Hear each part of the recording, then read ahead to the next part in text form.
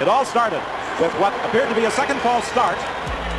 In quarterfinal number 2, Jon Drummond was given the red card. He refused to leave the track. He claimed he did not move. Asafa Powell of Jamaica was also given a red card. Drummond lay down on the track. One of the most dramatic protests in track and field history. Drummond shouted over and over, "I didn't move!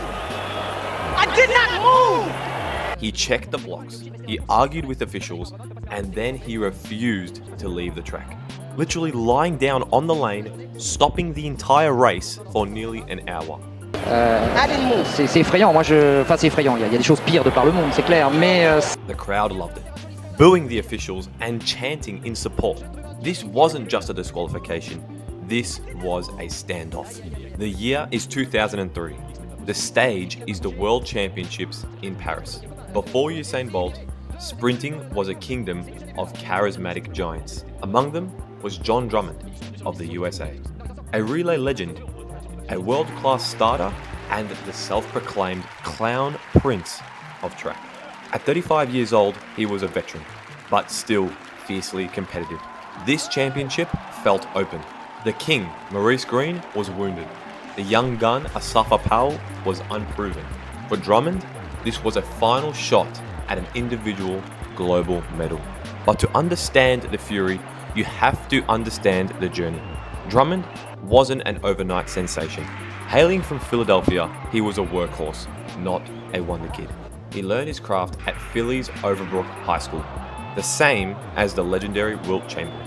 Before becoming a standout at Texas Christian University, his career was built on grit and explosive starts, making him a relay certainty for Team USA. And what a relay career it was. He was the lead-off man for some of the most dominant teams in history, a World Championship gold in 1993, an Olympic silver in 1996, and finally, the ultimate prize, Olympic gold in Sydney 2000. But despite his relay success, Drummond never claimed that individual world or Olympic medal. He made finals, he ran sub 10 seconds, but he was often overshadowed by bigger names, like Donovan Bailey, Maurice Greene, Ato Boldon. By 2003, at the age of 35, this was likely his last chance to prove himself one-on-one on the world stage. And that's what makes what happened in Paris so tragic. Paris, August 24th, 2003 World Championships. The quarter-final of the men's 100 meter. Big names on the track. Patrick Johnson, the fastest man in the world that year. Ato Boldon, a 4-time Olympic medalist. And in lane 5, Jon Drummond, the American veteran known as one of the fastest starters in the game. This was supposed to be a smooth heat, but instead, it became chaos. But hanging over every sprinter was a new, terrifying rule. Gone were the days of one free false start per athlete. Now, the second false start by anyone in the race meant instant disqualification. The goal of this rule? To please television broadcasters by cutting down delays. The athletes hated it. They called it a heartless lottery. The first start is aborted. The field is now on a warning. The tension is absolute. On the second start, the gun fires, and almost immediately, the recall gun blares. Confusion. Who was it? The officials made an unprecedented call. 2 disqualifications. Asafa Powell and Jon Drummond. The official printout claimed that their reaction times were faster than humanly possible, a sure sign of a false start. The reason? A new hypersensitive electronic false start detection system. It wasn't just about beating the gun anymore. Pressure sensors in the blocks could now detect the slightest shift of weight, a twitch, a nervous flinch, a finger over the line applying just 100 grams of pressure before the starter's gun had even finished firing.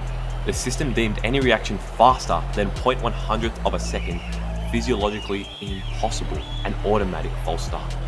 The problem, it couldn't distinguish between a deliberate jump and an involuntary muscle spasm under the immense pressure of the world stage. Powell, being young and reserved, accepted his fate. However, Drummond did not. He erupted. "I did not move. Je sais pas ce qu'il dit malheureusement Jon Il Drummond. dit I didn't move, je n'ai pas bougé. Il n'accepte pas cette décision. Alors, forcément, je me demande, est-ce que les stats aussi ils sont bien... He wasn't just arguing, he was making a stand. He laid down on the track he dedicated his life to and refused to leave. What followed was pure chaos, a 45-minute standoff. The entire World Championship schedule, including other finals, was thrown into disarray. The Parisian crowd, seeing a man fight the system, adopted him, their boos shaking the stadium. Officials stood over him holding the red card like a bizarre ritual. The emotional toll was devastating. When he was finally led away, the hardened veteran collapsed into the arms of his coach, John Smith, and wept. It was the raw anguish of a career potentially ended not by a faster man, but by a censor. The race, when it finally went ahead, was a hollow shell. Ado Bolden won, but no one cared. The drama had stolen all the oxygen. The cruelest twist?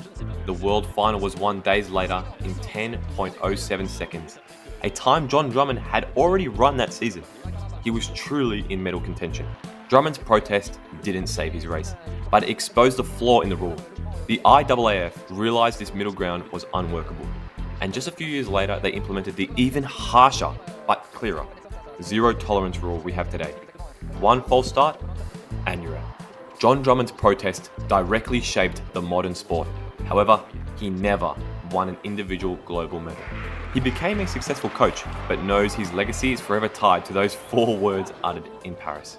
He was a villain to some, a hero to others, but above all, he was a testament to the human spirit's refusal to accept injustice. A man who for 45 minutes long brought the entire world of athletics to a halt, because he believed with every fibre of his being. I didn't move. I did not move. Aïe Il aïe dit aïe aïe. I didn't move, je n'ai pas bougé. Il dit que ce n'est pas possible. Il dit que c'est pas possible qu'il a pas bougé.